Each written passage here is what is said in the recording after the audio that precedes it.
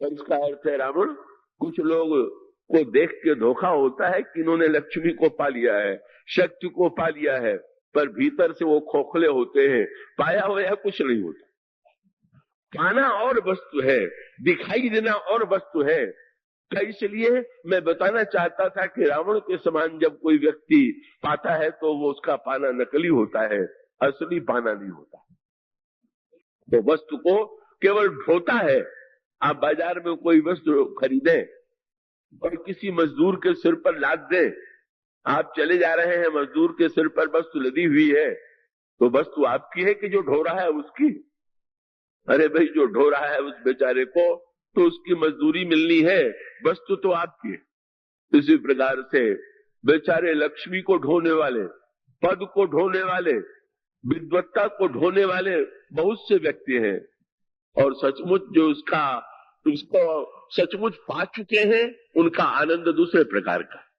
इसलिए अंगद ने कहा कि मैं तो ये दिखा देना चाहता था कि इस धोखे में मत पड़ो कि दृष्टांत लोग दे देते हैं, फलाने व्यक्ति ने गलत काम किया लेकिन वो तो आज बड़ा फल फूल रहा है, बड़ी उन्नति कर रहा है, बड़े आगे बढ़ रहा है, इसलिए हमको भी वही करना चाहिए।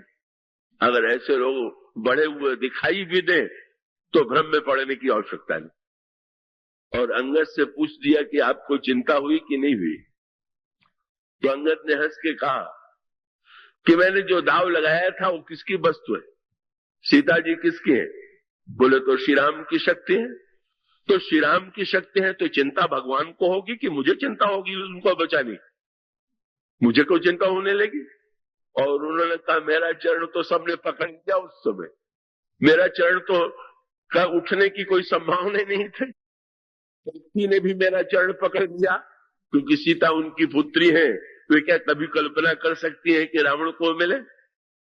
और हनुमान जी जैसे भक्त का संकल्प भी मेरे चरण को पकड़ लेता है। क्यों? हनुमान जी ने रावण को उपदेश दे दिया था कि राम चरण पंकज उर धरहु, लंका अचल राज्य तुम करो। भगवान के चरण को धारण करो तो लंका का पद अचल हो जाएगा। अंगद ने कहा मैंने तो हनुमान जी के वाक्यों पर विश्वास कर लिया कि जब संत कहता है कि भगवान का चरण हृदय में धारण करने से लंका का पद अचल हो सकता है, तो क्या मेरा पद उनका अचल नहीं हो जाएगा? तो अब चिंता हो तो या तो संत को हो या भगवान को हो कि उनकी बात झूठी न होने पावे। मैं तो निश्चिंत भाव से, मनो सूत्र ये है, उन्हें पा दे, या तो व्यक्ति पा नहीं सक रहा और पाता है तो रावण की पद्धति से पा करके अंत में खो बैठता है। और या धनुष यज्ञ में जो राजा एकत्र हुए हैं, उनके कर्म करने की पद्धति हमारे जीवन में है। हम भी कर्म करने के लिए फेंटा कसे हुए और उतना ही नहीं, बड़े बेचैन, भाग दौड़ की होड़ लगी हुई है। ऐसी सभा में जनक के भगदड़ लगी कि ये लगे ही नहीं कि राजा लोग एकत्र हैं। क्यों? सबकी होड़ यही है कि हमसे पहले कोई पहुंच करके कहीं ये वस्तु न पाले, सीता को न पाले, कीर्ति न पाले, इसलिए होड़ दौड़ लगी हुई। चारों ओर से राजा बढ़े, और जब बढ़े तो क्या करते हैं? चले इष्ट देवन सिर नाई। किसी ने गणेश जी से प्रार्थना किया, किसी ने शंकर जी से, किसी ने विष्णु भगवान से, किसी ने पार्वती जी से, लेकिन ये सारी प्रार्थना और पूजा व्यर्थ गई। तो बहुत से लोग जब कहीं चलने लगते हैं तो जरूर स्मरण करते हैं किसी न किसी देवता का जिसकी पूजा करते हैं। पर प्रश्न तो यह है कि देवता भी क्या करें? दो व्यक्ति मुकदमा लड़ने चले, आपस में एक दूसरे के विरोधी, और दोनों गणेश जी की याद करके चले तो गणेश जी किसको जितावे और किसको हरावे? देवता एक को हरावे और दूसरे को जितावे तो किसको?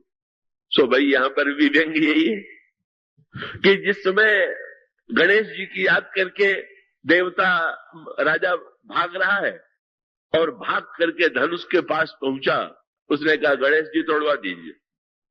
और वहां तो गणेश जी के हजारों भक्त राजा थे, वो भी गणेश जी को मनाने लगे, इससे मत तोड़वाइएगा। अब एक कह रहा है तोड़वाइए और हजार कह रहे हैं न तोड़वाइए। और ये भी जब बिना तोड़े लौटने लगा तो गणेश जी से कहा कि पूजा तो मैंने आपकी बहुत की, बड़े लड्डू खिलाए, लेकिन आपने तो नहीं तोड़वाया, पर अब इतनी कृपा जरूर कीजिएगा कि अब किसी से न तोड़वाइएगा। वस्तु मिले तो मुझे मिले, लक्ष्मी मिले तो हमें मिले, शक्ति मिले तो हमें मिले, पद मिले तो हमें मिले, नहीं दूसरा किसी को नहीं मिले। जो मिलना चाहिए वो हमें, हमारी प्रार्थना और पूजा इसी प्रकार की तो है।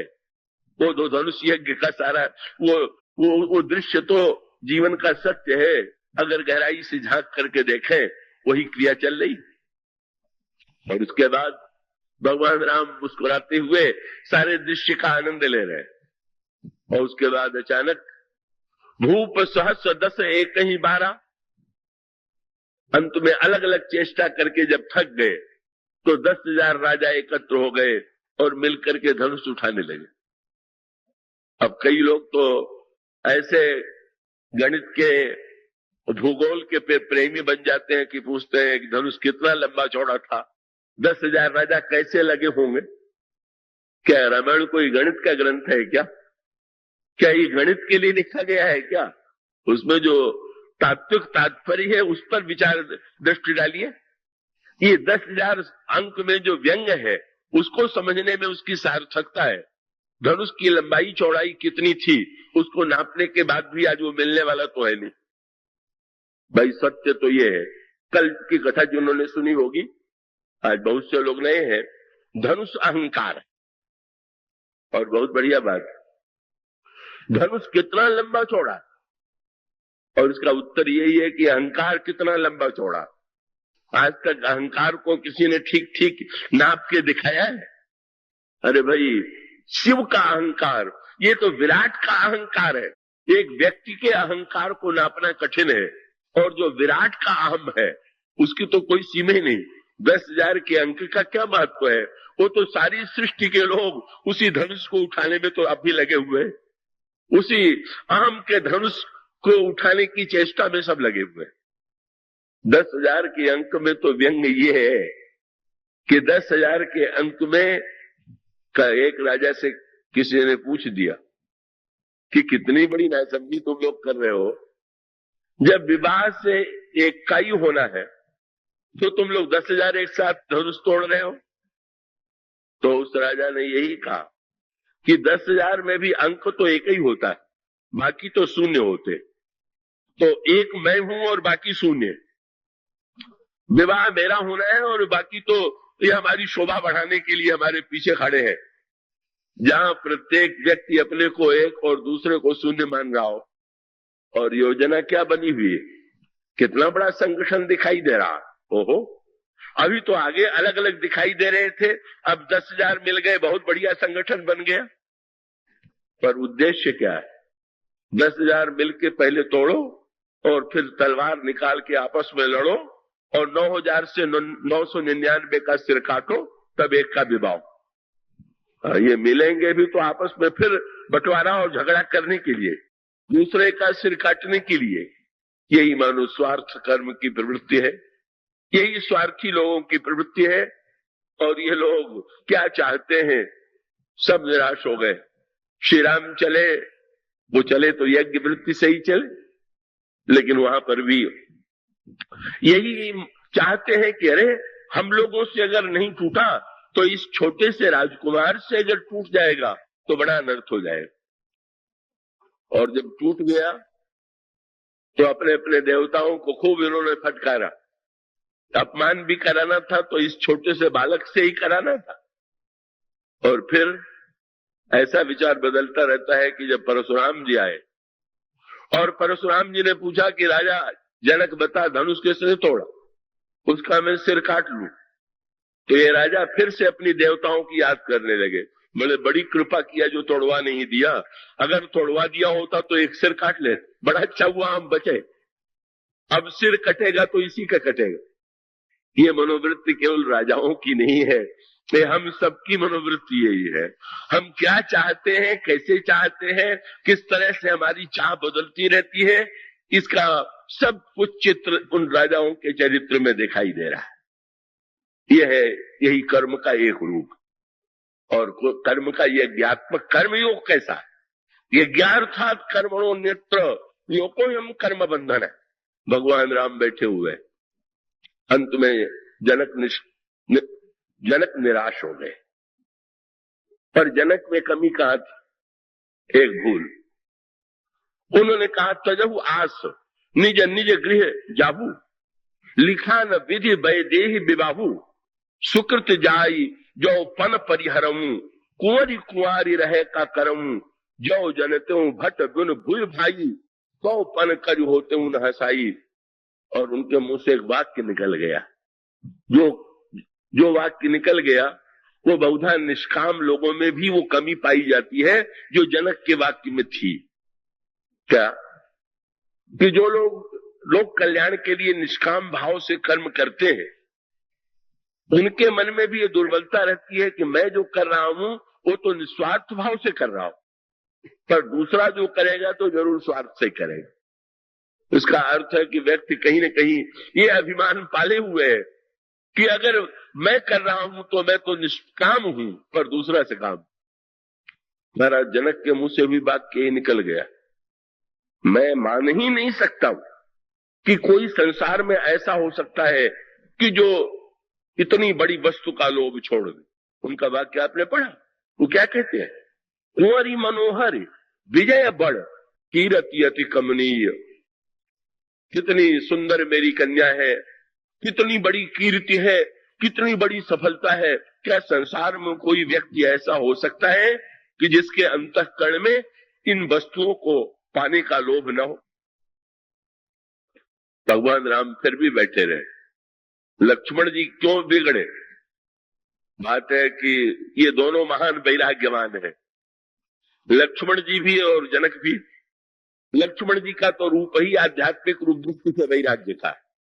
लखन राम सीता सहित राजा पर्ण कुटीर भगति ज्ञान वैराग्य जनु सोत धर शरीर। और जनक जी स्वयं अपने मुंह से विश्वामित्र जी के सामने घोषणा करते हैं, सहज विराग रूप मन मोरा, मेरा मन तो सहज विरागी। सो दोनों वैराग्यवानों में जो नोक झोंक हुई, बस इसमें विजयी लक्ष्मण हुए महाराज जनक ने। क्यों? जनक जी ने यह मान लिया कि अगर कोई टूट नहीं रहा है तो तोड़ने वाला कोई व्यक्ति नहीं है, समर्थ कोई व्यक्ति नहीं है, नहीं तो इतनी बड़ी वस्तु के लोभ को छोड़ दे क्या कभी ऐसा व्यक्ति संसार में हो सकता है? वहां तो लक्ष्मण जी भी ऐसे हैं जिनमें महानतम सामर्थ्य, पर उनके जीवन में कामना का लेश नहीं। केवल जनक ही विरागी है, क्या लक्ष्मण विरागी नहीं है क्या? और दूसरी बात, लक्ष्मण जी को जो बुरी लग गई कि जनक के मुंह से निकल गया कि मेरी कन्या कुंवारी रह जाएगी, मैं क्या करूं। लक्ष्मण जी खड़े हुए और जनक जी को फटकारा, मां खे लखण कुटिल भई भौ है, रदपुट फरकत नैन रिसो है, कहीं न सखत रघुबीर डर, लगे बचन जनुबान, नाई राम पद कमल सिर, बोले गिरा प्रमाण। और उन्होंने ये कहा कि जो बात के महाराज जनक ने कहा है, इनकी जगह अगर किसी साधारण अल्पज्ञ व्यक्ति ने कहा होता तो मैं बुरा न मानता, लेकिन इतना बड़ा ज्ञानी, कहीं जनक जस अनुचित बानी। भगवान राम उठ क्यों नहीं रहे? और लक्ष्मण जी खड़े हुए तो लक्ष्मण जी आलोचना क्या कह रहे हैं? और इतने ही नहीं, लक्ष्मण जी ने अंत में ये कह दिया कि प्रभु आप आज्ञा दीजिए तो मैं धनुष तोड़ दूं। नाथ जानिए साय सोई, कौतुक करिए विलोको सोई, कमल लाल जिमि चाप चढ़ावो, जोजन सत प्रमाण ले धावो, तोड़ो छत्र दंड जिमि, तो प्रताप बलनाथ, जो न करो प्रभुपद शपथ कर्ण धरो धनुबात। लक्ष्मण जी धनुष को तोड़ने के लिए तैयार हो गए। क्या उनके मन में विवाह की इच्छा है क्या? और नहीं है तो ऐसा क्यों कह रहे? लक्ष्मण जी से किसी ने पूछ दिया, आपने ऐसा कैसे कह दिया कि मैं तोड़ दूं? लक्ष्मण जी ने कहा कि अगर मैं मानता होता कि धनुष टूटने के बाद विवाह होगा तो मैं कभी न कहता, पर पुष्प वाटिका में पहले मैं देख चुका था कि विवाह तो पहले ही हो गया है, अब विवाह अब होना थोड़ी बाकी है। जितनी चिंता इनको विवाह की हो रही है ये अलग अलग है। कब भौतिक लीला में भी लक्ष्मण कल पुष्प वाटिका में श्री राम और श्री सीता जी का विवाह ही नहीं, मिलन भी देख चुके हैं। हाँ, पुष्प वाटिका में दोनों का मिलन हुआ। मिलन शरीर से नहीं हुआ, वाक्यों से नहीं हुआ, दोनों एक दूसरे से नहीं मिले, पर वहां तो विवाह भी हो गया, दूल्हा सज के आ भी गया। हाँ, सारा दृश्य पहले हो गया, धनुष टूटने के पहले ही। और उसका अर्थ क्या हुआ? जब भगवान राम ने श्री सीता जी के आभूषणों की ध्वनि सुन करके लक्ष्मण से अपने मन की दशा बताई, तो लक्ष्मण जी ने प्रभु का हाथ पकड़ लिया और उनको लेकर के लता कुंज में गए और लगे भगवान राम के सिर पर फूलों से भगवान राम का सिर सजाने, और सारे सिर को फूल की कलियों से सजा करके जब मोर पंख बांधने लगे तो प्रभु ने मुस्कुरा करके पूछा, ये अचानक हम लोग पूजा के लिए फूल लेने के लिए आए थे, तुम मेरा श्रृंगार क्यों करने लगे? लक्ष्मण जी का संकेत ये था कि प्रभु आपने जो बात कही तो लग गया कि जनक जी चाहे जब विवाह करें, पर पृथ्वी देवी तो अभी विवाह करने वाली। जनक जी की अगर पुत्री मानी हुई है तो पृथ्वी की तो वास्तविक बेटी। तो पृथ्वी को ये चिंता हुई होगी कि जनक हमारी कन्या को देने के लिए प्रस्तुत है, पर प्रतिज्ञा ये है कि जो धनुष तोड़ेगा उसे मैं दूं, और राम तो बड़े सुकुमार है। सो पृथ्वी ने ये प्रतिज्ञा की कि मैं भी तोड़ने पर अपनी कन्या दूंगी, पर धनुष को नहीं तोड़ना है, फूल को जो तोड़ देगा हमारी वाटिका के पुष्प को, सुकुमारता की पराकाष्ठा। और महाराज दूल्हे के सिर पर तो मोर न हो तो शोभा नहीं, लक्ष्मण जी ने पूरा मोर जो था दूल्हे के सिर पर बना दिया। तो गोस्वामी जी ने कहा, मोर पंख सिर सोहत नीके गुच्छ बीच बिच कुसुम कली। और कितना बढ़िया मिलन हुआ, कैसा अद्भुत मिलन है जिसमें एक शब्द भी नहीं है, पर मिलन की पराकाष्ठा। गोस्वामी जी लिखते हैं, सीता जी ने देखा और देखने के पश्चात क्या किया? लोचन मग क्रम है, जैसे कोई अतिथि आता है उसके लिए पावड़े बिछाते हैं, उसके लिए फूल की पंखड़ियां बिखेरते हैं। सीता जी ने ये सब का सब किया, पर स्थूल वस्तुओं से न करके भाव से किया। फूल बरसाने चाहिए तो जह बिलोक मृग सावक नैनी जनुतः बरिस कमल सित श्रेणी। अपनी आंखों के द्वारा जब उन्होंने चारों ओर देखा तो ऐसा लगा कि जैसे सफेद कमल के फूल की पंखड़ियां चारों ओर बिछ गई। और श्री राम जब आए तो जैसे अतिथि को लेकर के आते हैं, सीता जी लोचन मग राम ही उर आनी, नेत्र मार्ग से हृदय मंदिर में आई। वो स्वामी जी से पूछा गया, अतिथि तो घर में लाने के बाद उसका सत्कार करते हैं, उसकी पूजा करते हैं, उसको भोजन कराते हैं, उसका जैसा सम्मान करना चाहिए वैसा सम्मान करते हैं। सीता जी जब नेत्र मार्ग से राम को हृदय में ले आई तो उन्होंने कैसी पूजा किया वो भी तो बताइए। चंदन पुष्प धूप दीप नैवेद्य पंचोपचार दसोपचार षोड़शोपचार, कितने उपचारों से सीता जी ने पूजा किया। वो स्वामी जी ने तुरंत बड़ी मीठी बात लिखी, श्रृंगार की पराकाष्ठा।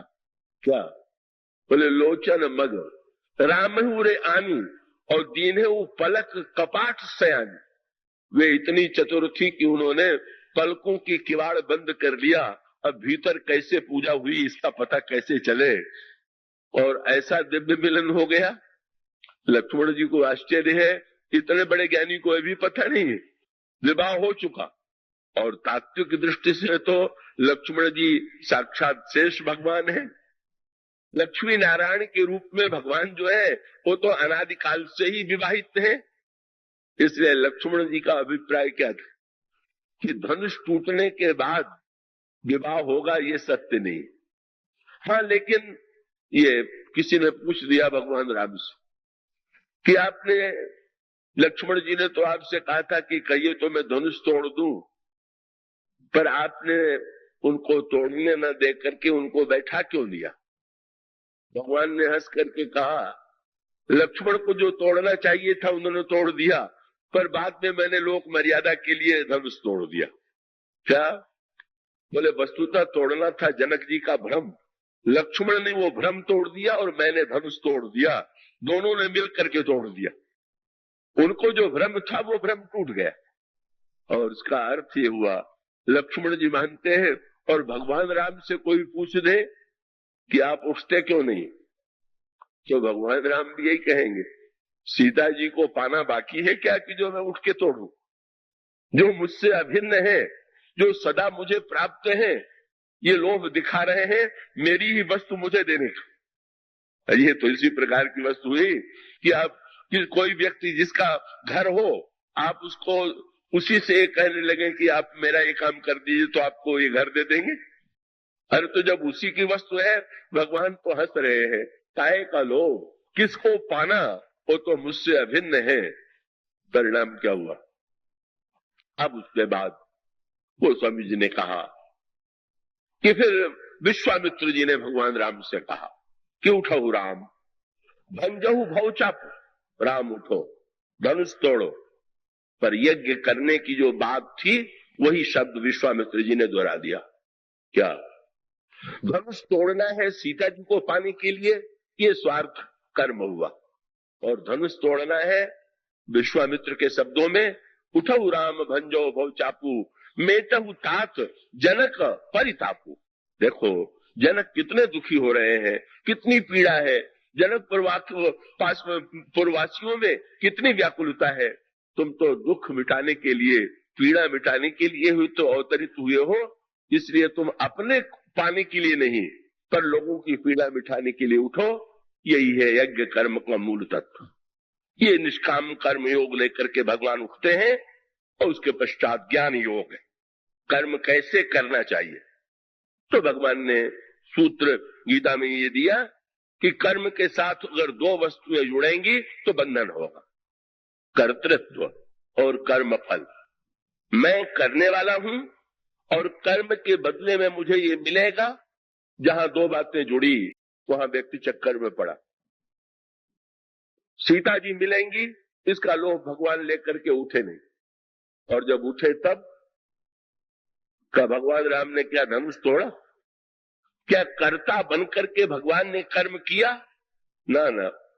गोस्वामी जी ने कहा, गुरु विश्वामित्र ने कहा, सुनि गुरु वचन, चरण सिर नावा, हरस विषाद न कछूरे आवा, ठाड़ भये उठ सहज सुभाए, थमन जुआ मृगराज निगाए। सज भाव से भगवान खड़े हो गए, न उनके हृदय में हर्ष है और न तो विषाद। यह है ज्ञान का रहस्य। और वो ज्ञान का रहस्य क्या है? ज्ञान के रहस्य का तात्पर्य यह है कि हर्ष और विषाद कर्म में दो हेतु है। कर्म के साथ एक कर्ता है और एक निमित्त है। दोनों में क्या अंतर है? बंदूक कोई चलावे, किसी के ऊपर लक्ष्य करे योद्धा बंदूक चला करके, तो एक चलाने वाला है और दूसरे बंदूक जिससे चलाई गई गोली। पर दोनों में आपको एक अंतर मिलेगा। क्या? चलाने वाले के मन में दुख और सुख होगा। अगर गोली लक्ष्य को भेद कर देगी तो प्रसन्न होगा, और असफल होगी तो दुखी हो जाएगा। पर ये बंदूक बड़ी विचित्र है। क्या? चाहे लक्ष्य विफल हो चाहे सफल हो, न बंदूक प्रसन्न होती है न तो उदास होती है। इसका अर्थ है जो करता होगा उसको कभी हर्ष होगा और कभी विषाद होगा, पर जो निमित्त होगा न उसको हर्ष होगा और न तो विषाद होगा। इसीलिए लक्ष्मण जी की मूर्छा जब दूर हुई तो सुग्रीव ने पूछा, आपको शक्ति लगने में, मूर्छा होने में कितना कष्ट हुआ? तो लक्ष्मण जी ने कहा, मुझसे क्यों पूछ रहे? तब बोले, उनसे जाके पूछिए। श्री राम की ओर संकेत कर दिया और उन्होंने शब्द यही कहा, मोकह कहा पूछत हो, पाठ अरथ चर्चा की रे, शोभा सुख छति लाभ भूप कह, केवल कांत मोल हीरे।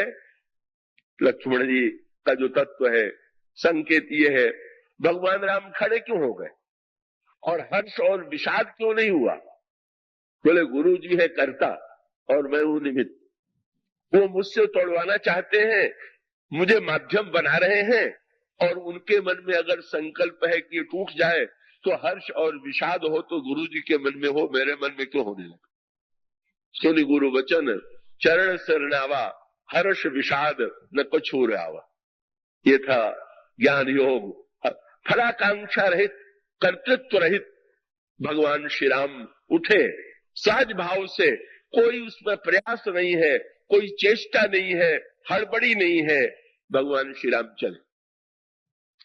और अंतिम पराकाष्ठा भक्ति योग में पहुंच भी गए कि चारों ओर देखने लगे, सारे दृश्य को देखें, किसको कैसे रूप में मैं दिखाई दे रहा हूं।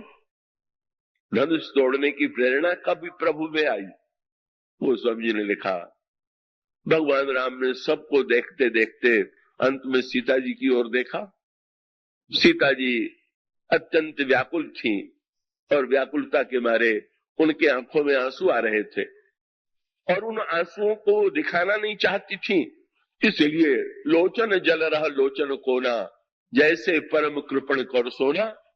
जैसे ही भक्ति देवी की व्याकुलता को प्रभु ने देखा, से ही बिलो की तकेउ धनु कैसे, चितव गरुड़ लघु व्याल ही जैसे, लेत चढ़ावत खैचत गाढ़े, काहू न लखा देख सब ठाड़े। कर्मयोग, ज्ञान योग, भक्ति योग। और फिर दृश्य बड़ा सुंदर है।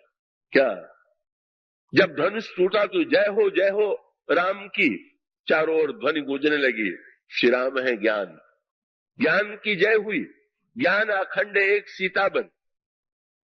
लोगों ने तुलसीदास जी को याद दिलाया, ज्ञान ही आपने सिद्ध कर दिया कि धनुष के अंधकार को दूर करने वाला, अभिमान को तोड़ने वाला अखंड ज्ञान जो है उसी की जय हो रही। पर लक्ष्मण जी ने, तुलसीदास जी ने कहा, लेकिन ये ध्यान रखिएगा कि जय श्री राम की चाहे जितनी हो, पर जयमाला तो सीता जी के हाथ में है। जब तक वो नहीं पहनावेंगी तब तक जय को प्रमाण पत्र नहीं मिलेगा। ये प्रमाण पत्र जो है वो तो भक्ति देवी के कर कमलों में। और फिर सीता जी आती हैं श्री राम के पास, भक्ति देवी स्वयं चल करके ज्ञान के पास आई और उसके बाद अनोखा दृश्य हुआ। सखियां से सीता जी से कहती है, पहिरावहु जयमाल सुहाई, जयमाल पहनाइए। और श्री राम सिर झुका लेते हैं जयमाल पहनने के लिए, पर श्री सीता जी प्रेम में विह्वल होकर के प्रेम विवश पहिराई न जाई।